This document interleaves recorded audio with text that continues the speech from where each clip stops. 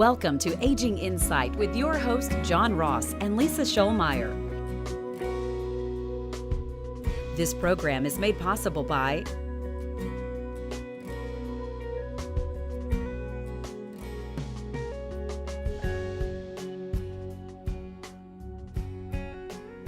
Welcome to Aging Insight, everybody. I'm John Ross here with Lisa Schollmeyer, and you are watching the best program related to your health, housing, financial, and legal needs as you plan for and then live through your retirement years.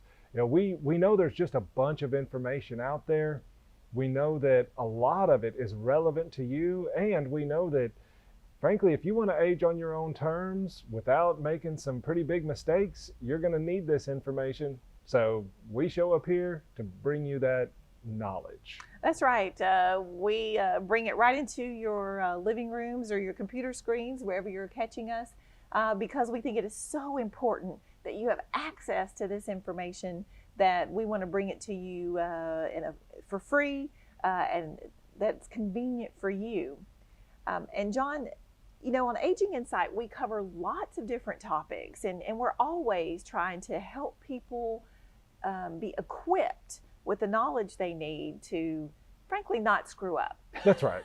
Yeah, we don't want you to make mistakes. Yeah. And one of the things that we have talked about on this show a bunch of different times is power of attorney, and specifically the business power of attorney, what's legally referred to as the general durable power of attorney, the one that covers business. Now, Lisa, you and I, we've talked about this on the show. We've talked about this on the Aging Insight radio program. I think there's an article in the Aging Insight magazine on power of attorneys. We talk to our clients on a day-to-day basis. You and I, we talk about this all the time. Yeah, and you know how it is. The more you repeat something, the more your listeners should know how important it is. That's right.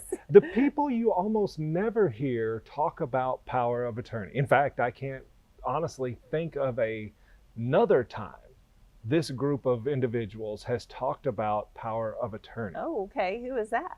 That would be the Supreme Court of the United States. Yeah, you know, the fact that, you know, your grandma did a power of attorney and for your mother to help her handle her financial affairs doesn't seem to be the kind of subject matter that the big Supreme Court in Washington, D.C.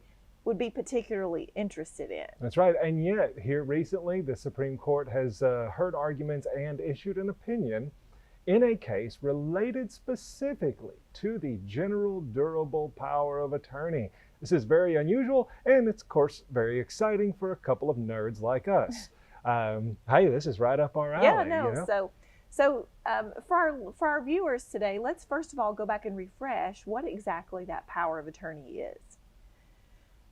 So a power of attorney is simply a legal document that you as the principal may sign, which designates an agent to assist you in the event you become incapacitated, or if you simply don't want to handle something, then you can delegate a task to your agent that you have selected in writing under this power of attorney document.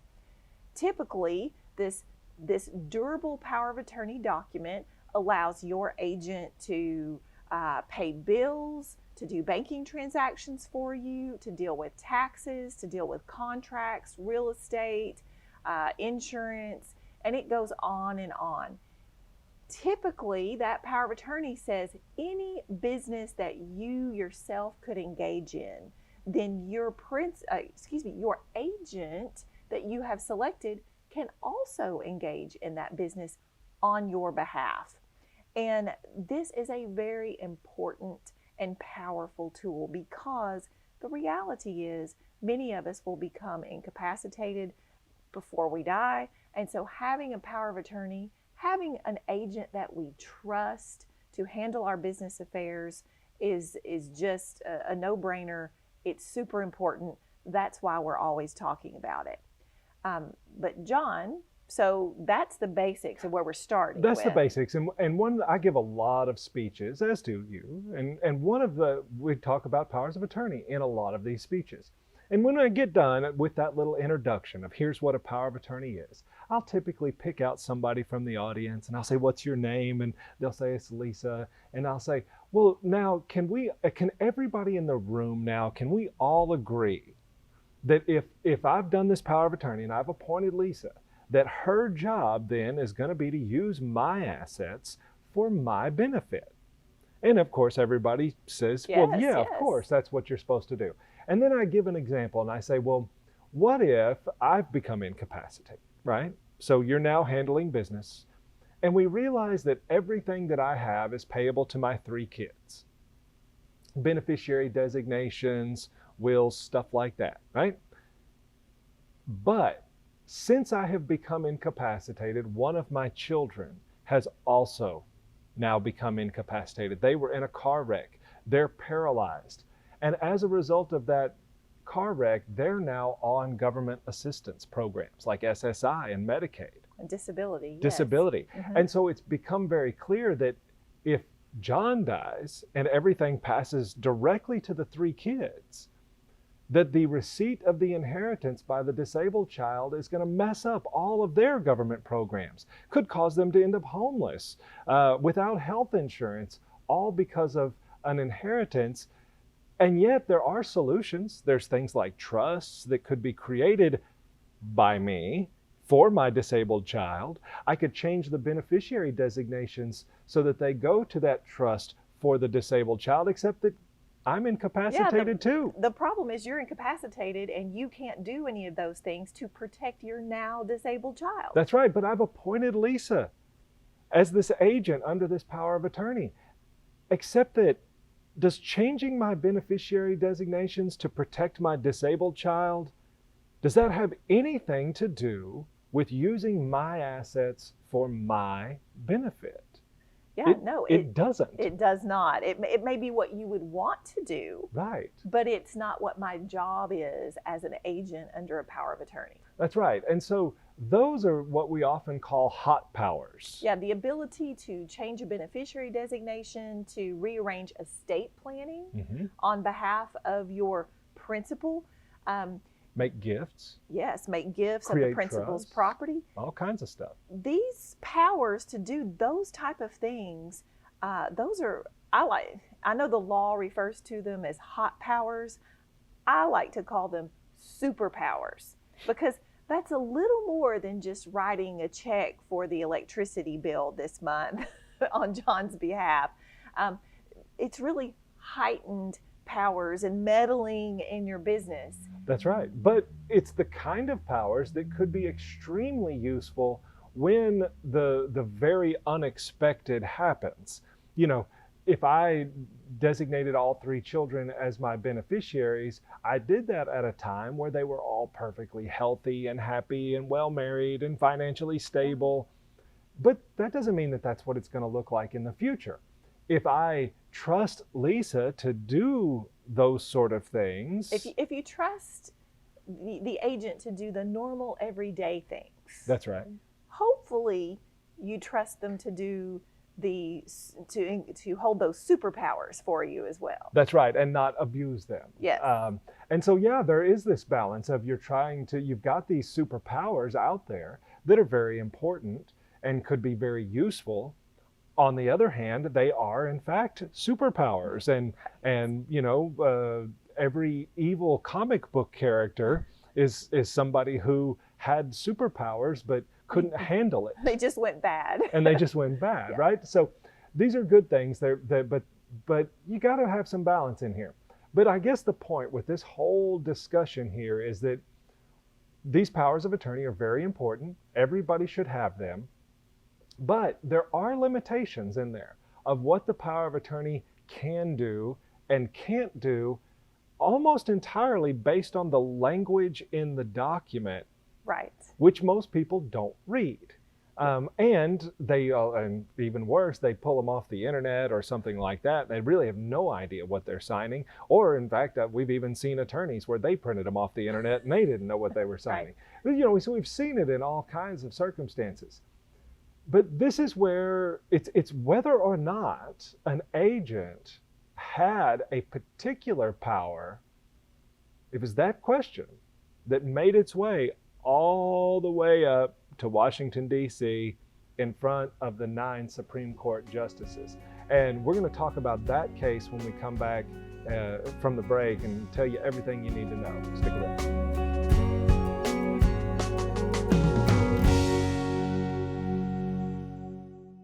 Lone Star Truck Group is now hiring service technicians. We also have career opportunities in every department. With 23 locations across the South, work where you want. The best product lines in state-of-the-art facilities. Work with the best employees, receiving great benefits, competitive wages, and a safe, clean work environment. Receive ongoing product training for continuous career development. Contact Lone Star Truck Group today and recruiting at LoneStarTruckGroup.com.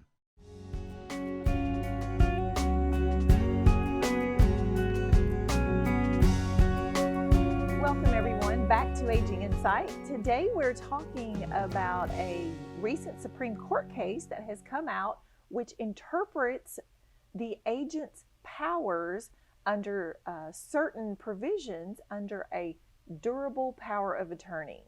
Now, John and I talk every day in our office, in community speeches, about how important having a power of attorney is. So I haven't met a client yet that shouldn't have one, John. No, that's right. Now, picking the right person, that's the key. That's the hard part. But right. Having the document is really a no-brainer, because either you pick somebody, or if you don't, then a court is going to pick somebody for you at a much higher cost, and you really have no idea who that person may or may. Right. So we're back to the, if you're in court, you've already lost. That's exactly right. So let me give you a little background going into this Supreme Court case. There's something out there that's called an arbitration clause. Arbitration clauses, we as Americans, we appreciate our right to a trial. If you've been wronged in some way, you can file suit. You can have a jury or a judge decide the liabilities, and you can have the jury or the judge award damages. And, a lot of times the juries can be very emotionally swayed by the actions of that other party. And that's where you get things like punitive damages. We've all heard stories about, the McDonald's coffee cup or things like that, where somebody filed suit and the jury was so mad at McDonald's in that case about how just close to boiling they kept their coffee, even knowing how damaging it could be to people's skin. So the jury punished them with these big damages. Now companies know about this, and they don't want, if they get sued, they don't want this going to a jury. They don't want it going to a judge. They would rather it be resolved with something called arbitration.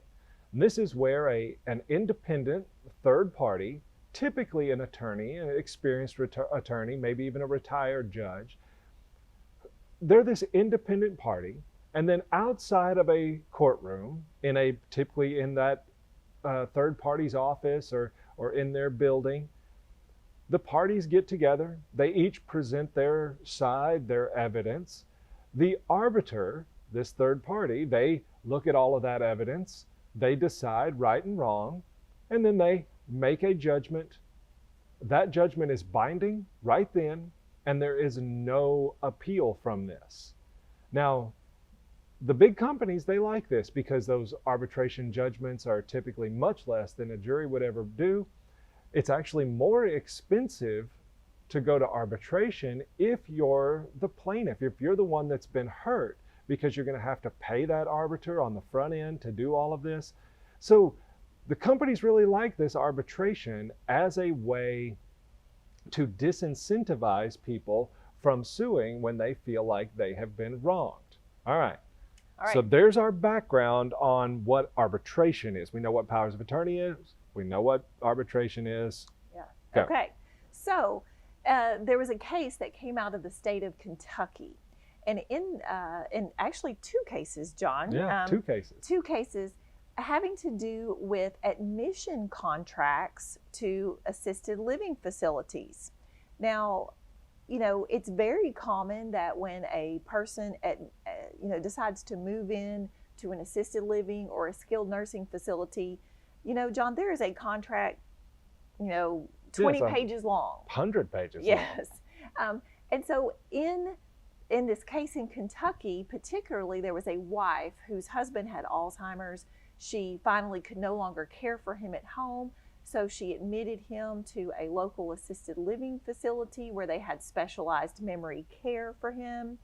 And it was a very lengthy contract that she signed when she admitted her husband. And in that contract, in the fine print, was a paragraph that said, the person signing this contract, either the resident or the agent on behalf of the resident, is agreeing to binding arbitration in the event there is any claim that they want to make against our corporation that runs this assisted living facility.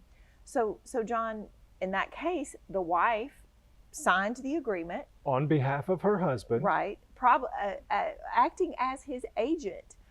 Her husband had done a power of attorney before he became incapacitated. Yep. That designated his wife as the one who could handle any business for him, including entering into contracts. So the wife uses her power of attorney to sign this admission contract for assisted living. Buried in that contract was an arbitration provision, which in effect, John, had the patient waive his rights to go to court. Right, if he were ever injured or Yes. anything like that. So, and as you can probably imagine with this story, the husband lived there for some time. The wife was unsatisfied with the care, and when the husband died, she filed suit against the corporation that owned the assisted living, saying that their negligence in his care was harmful to him, perhaps caused his death, caused him pain and suffering. And she sued in a Kentucky state court for damages under these claims. And as soon as she filed this suit in this Kentucky state court, the assisted living, they filed a response and asked that the case be dismissed, that she had agreed on his behalf to binding arbitration, and so the case should be dismissed so that they could go do the arbitration.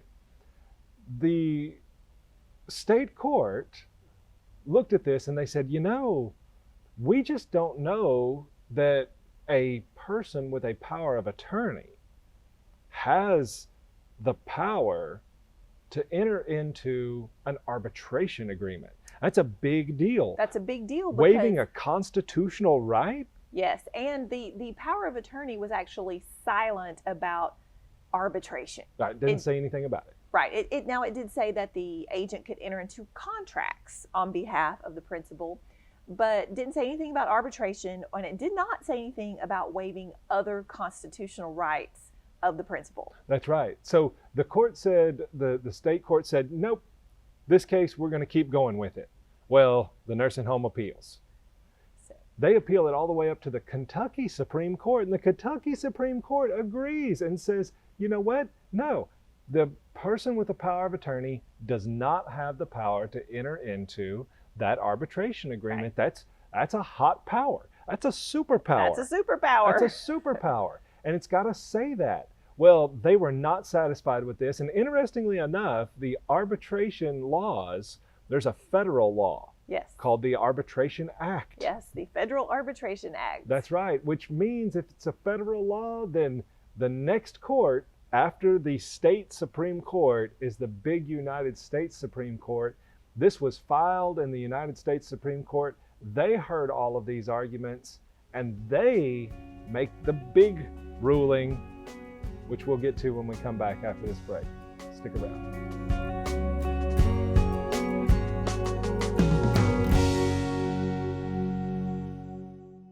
Lone Star Truck Group is now hiring service technicians. We also have career opportunities in every department. With 23 locations across the South, work where you want. the best product lines in state-of-the-art facilities, work with the best employees, receiving great benefits, competitive wages, and a safe, clean work environment. Receive ongoing product training for continuous career development. Contact Lone Star Truck Group today and recruiting at LoneStarTruckGroup.com.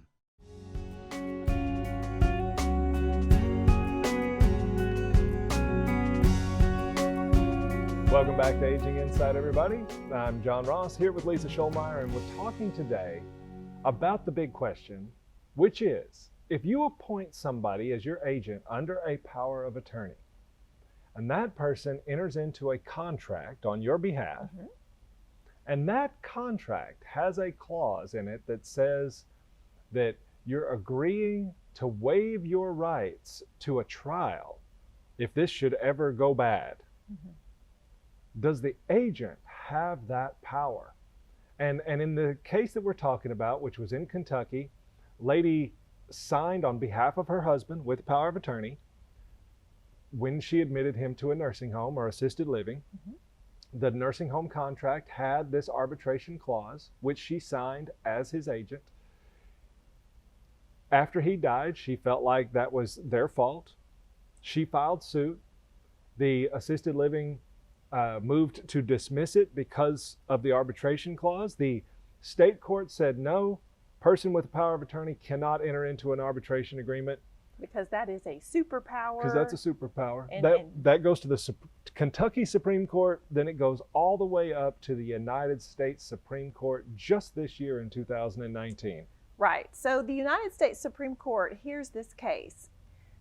Now, again, like John said earlier, you know, for a couple of elder law nerds like us, this is very unique because I have never known the U.S. Supreme Court to hear a case about the construction or the interpretation of clauses under a power of attorney.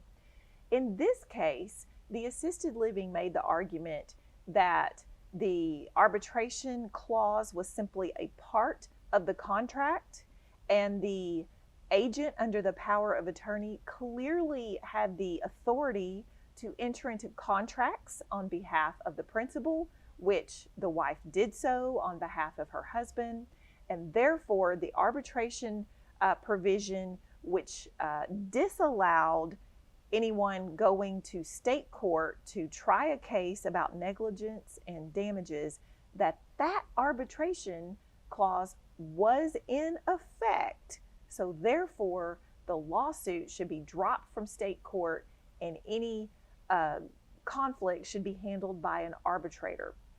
And the United States Supreme Court agreed with the assisted living. And they did say, look, the provision under the power of attorney does say that the principal, the agent can enter into a contract on behalf of the principal, and we're going to construe that very broadly, and whatever contract terms that contract may contain, you know, we're going to give the agent all that authority. And so, John, the state court case that this widow had filed against the assisted living was kicked out. That's right. And went to arbitration. So, as elder law attorneys who often counsel people doing estate planning on signing powers of attorney, based on this Supreme Court case and its ripple effects, we have some suggestions for you. Yeah, you know, when we started out the show, we talked about certain what are called hot powers, or what Lisa calls superpowers, that you often should include because you don't necessarily think about these sort of things, but the power to make a gift, the power to change a beneficiary designation or create a trust. Having those kind of powers can actually allow your agent to preserve your estate in the event of long-term care, and potentially protect your beneficiaries from unexpected changes. So including certain powers that are not ordinarily there, good idea. With this case, if you do not like the idea that a assisted living or nursing home could injure you, and then when you want to sue them, they'll say, sorry, you can't sue us. You have to go and get this independent third party to just look at the facts and make a decision. which is probably not going to compensate you nearly as well as going to trial would have. If you don't want that, maybe we need to take something out of that power of attorney. So, and this kind of goes to the fact that, people wander around the internet and get powers of attorney and they just download them, print them out, sign them, and they're done. But here we have a situation where we want to include certain superpowers, but in this case, we would want to exclude the power of your agent to enter into an arbitration agreement on your behalf. Now that would take, based on the Supreme Court decision, John, because the powers of attorney I typically draft do include a provision to enter into contracts, but I will be adding and discussing with clients this issue of specifically excluding the power under that contracting authority to enter into arbitration agreements. And that may sound like such a little ticky thing, but John, almost every contract I've ever seen for assisted living, skilled nursing includes an arbitration agreement. That's right. As do many other contracts that your person may be entering into on your behalf, whether it's your financial advisor, your bank, a hospital, the nursing home, all of these different places. Many of these large corporations have just automatically included arbitration agreements in all of their contracts.